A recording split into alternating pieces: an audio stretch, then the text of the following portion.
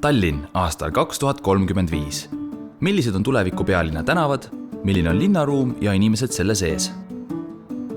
Okei, alustuseks. Kes ei armastaks rohelust? Tuleviku Tallinnas võiks olla oluliselt rohkem puid, põõsaid ja parke. No näiteks siin võiks minu meelest olla rohkem rohelust.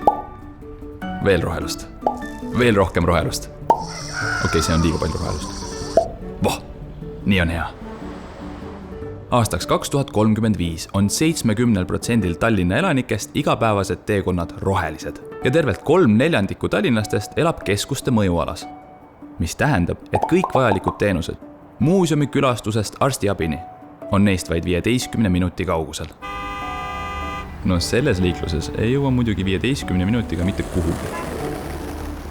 Õnneks on tuleviku tallinlased nutikad. Nad liiguvad linnas pigem jalgsi või mitmesuguste kergliiklusvahenditega.